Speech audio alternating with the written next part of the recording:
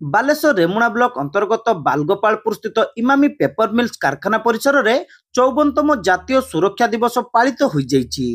ଏହି ଅବସରରେ assistant director factory and ବଏଲରର ଇଞ୍ଜିନିୟର ଶୁଭଶ୍ରୀ ଦୀପାଲି ମୁଦୁଲି ମୁଖ୍ୟ ଅତିଥି ଭାବେ ଯୋଗଦେଇ ଆୟୋଜିତ ବିଶ୍ୱ ସୁରକ୍ଷା ଦିବସରେ ସୁରକ୍ଷା ପତାକା ଉତ୍ତୋଳନ କରି ସୁରକ୍ଷା ପାଳନ ନିମନ୍ତେ ସମୂହ ସଚେତନତା ଓ ବ୍ୟାପକ ଉଦ୍ୟମ ସମ୍ପର୍କିତ କର୍ମକ୍ଷେତ୍ରରେ ସଦାସର୍ବଦା ସୁରକ୍ଷିତ କାର୍ଯ୍ୟ କରିବା ସହ ସମସ୍ତଙ୍କୁ ସୁରକ୍ଷା ସମ୍ପର୍କରେ ଆଲୋକପାତ କରିଥିଲେ।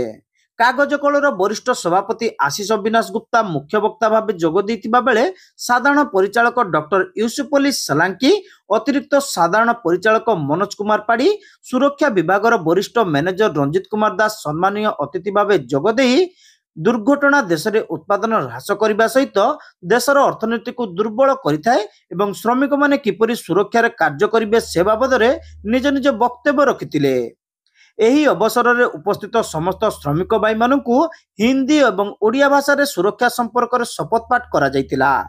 ଏହି ଅବସରରେ ସୁରକ୍ଷା ସମ୍ପର୍କିତ ବିଭିନ୍ନ ପ୍ରତିଯୋଗିତାରେ କୃତି ପ୍ରତିଯୋଗୀମାନଙ୍କୁ ମାନପତ୍ର ସହ ପୁରସ୍କାର ପ୍ରଦାନ କରାଯାଇଥିଲା।